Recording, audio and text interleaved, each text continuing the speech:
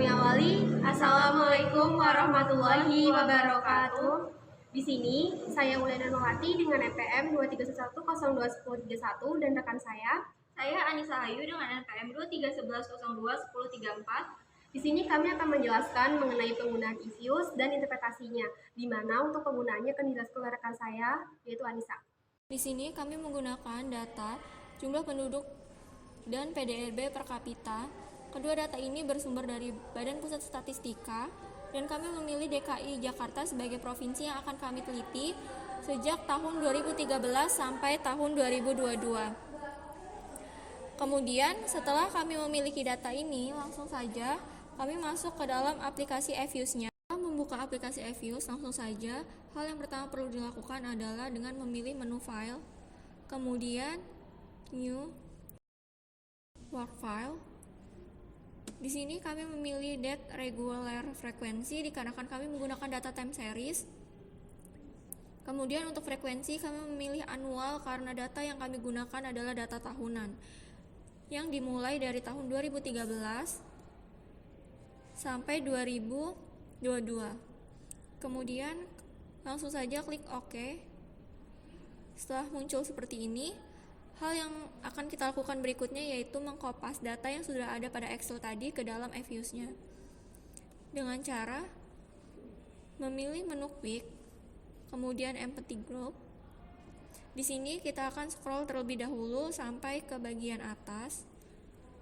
Setelah itu, kita akan mengcopy data yang ada di Excel. Dikarenakan tahun tadi sudah tercantum di dalam e-Fuse-nya, hal yang perlu kita lakukan hanyalah mengcopy data jumlah penduduk dan PDRB per kapita.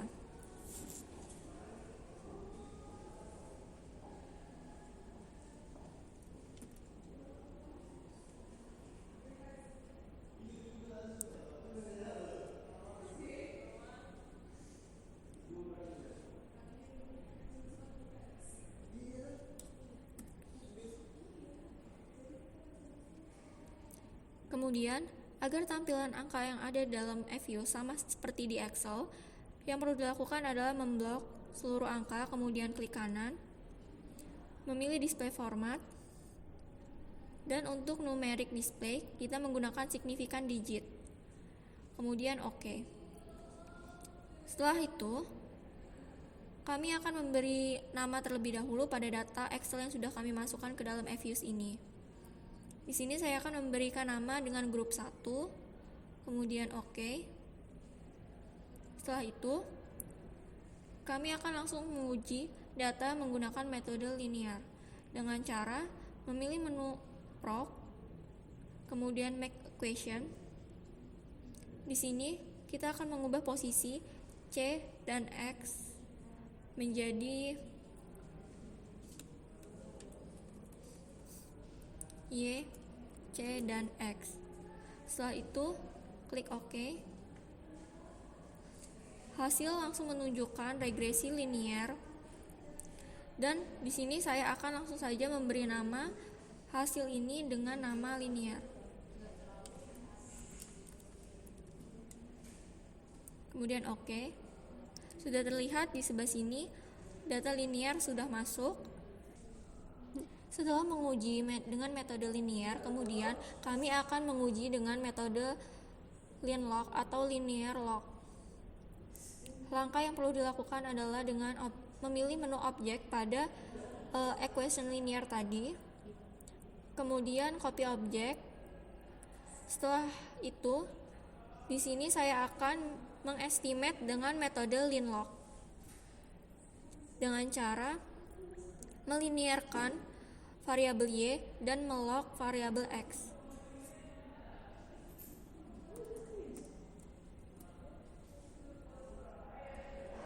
Setelah itu, saya akan mengokekan. Di sini sudah di-log variabel X dan di sini saya akan memberi nama terlebih dahulu dengan nama linlog.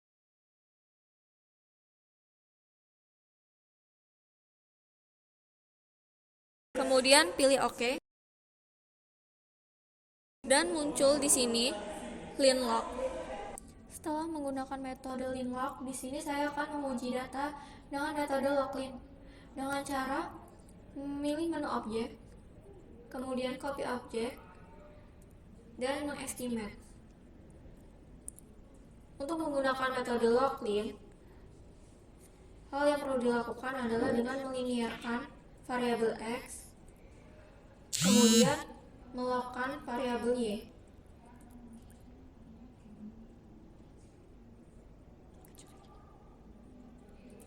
Setelah itu, klik OK. Dan hasil estimate dengan metode locklin akan muncul seperti ini. Dan saya akan langsung saja memberi nama dengan locklin.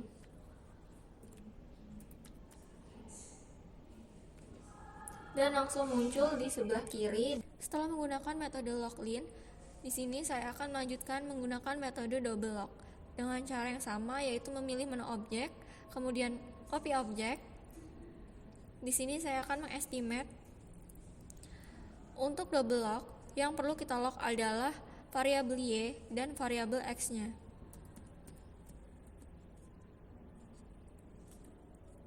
Setelah itu oke. Di sini akan langsung menampilkan double lock di mana melock variabel y dan lock variabel x. Di sini saya langsung saja memberi nama dengan nama double lock.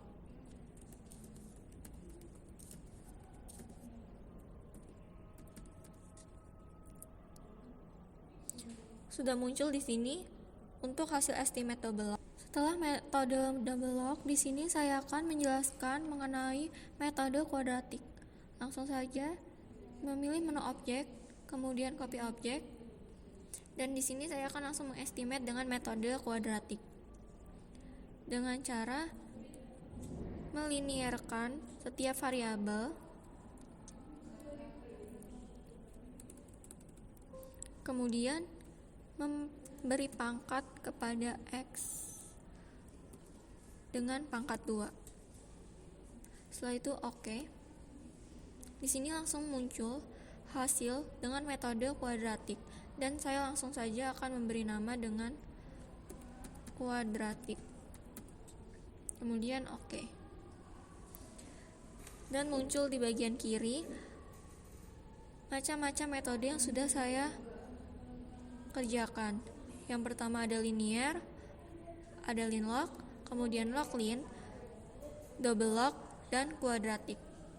Oke, di sini saya akan menjelaskan terkait metode linear yang telah dijelaskan oleh Anissa, di mana kita mendapatkan hasil dari if use tentang persamaan regresi, yaitu y sama dengan 8.325.623 ditambah 12,89x, di mana 8.352.625 merupakan koefisien y dan 12,89x itu menginterpretasikan bahwa ketika kenaikan 1 juta itu akan meningkatkan sebesar 13 juta jiwa penduduk.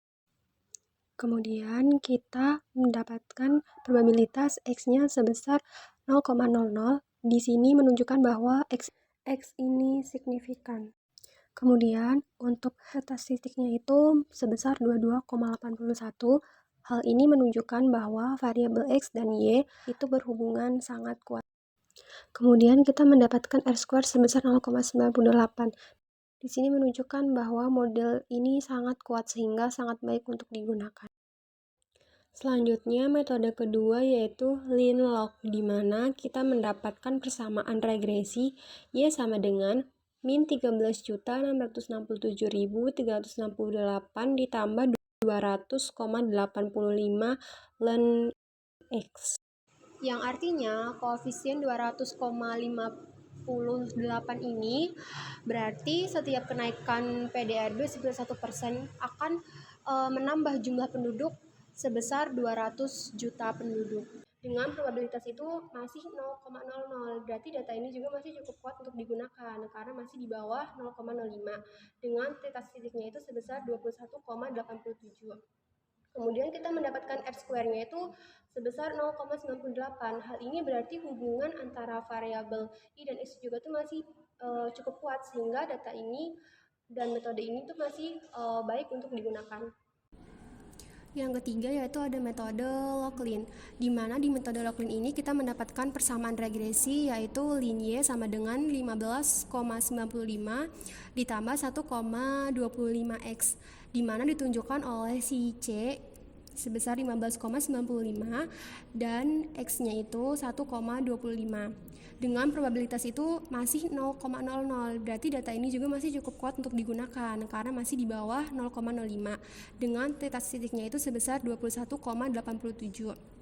Kemudian kita mendapatkan R-square-nya itu sebesar 0,98. Hal ini berarti hubungan antara variabel I dan X juga itu masih cukup kuat, sehingga data ini dan metode ini tuh masih baik untuk digunakan. Metode keempat yaitu double log, di mana kita mendapatkan persamaan regresi yaitu lin Y sama dengan 13,82 ditambah 0,19 lin X, di mana koefisien log X-nya tuh ditunjukkan sebesar 0,19 sekian dengan probabilitasnya sebesar 0,00, di mana data ini juga masih sangat signifikan dan ditunjukkan juga titiknya sebesar 29,61. Kemudian kita juga mendapatkan R-square-nya itu sebesar 0,99, berarti metode ini juga masih baik untuk digunakan karena pengaruhnya juga masih cukup kuat.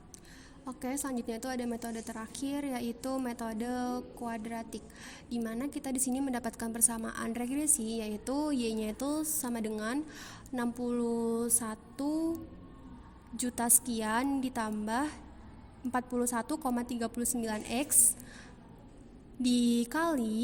dikurang 9,11X kuadrat, di mana di sini kita bisa ditunjukkan di koefisiennya yaitu 61,23 sekian, kemudian X-nya ini 41, sekian dan X kuadratnya itu min. Nah, di sini pembatasnya itu ditunjukkan sebesar 0,00,93. Berarti ini juga masih cukup baik datanya karena masih di bawah 0,05. Kemudian statistiknya itu sebesar min 3,54. Kemudian kita mendapatkan juga R-square-nya itu sebesar 0,99. Berarti ini juga masih baik untuk digunakan, di mana hubungannya masih cukup kuat antara X dan Y. Kesimpulan dari kelima model tadi itu yaitu yang pertama, double log atau semi-log lin log adalah model terbaik karena memiliki interpretasi yang lebih stabil dan R-square-nya tinggi. Yang kedua, hubungan antara PDRB per kapita dan jumlah penduduk bersifat positif tetapi dengan rasitasnya kecil. Dan yang ketiga itu, PDRB per kapita memang berdampak pada jumlah penduduk. Namun faktor lain juga memungkinkan bisa untuk berpengaruh.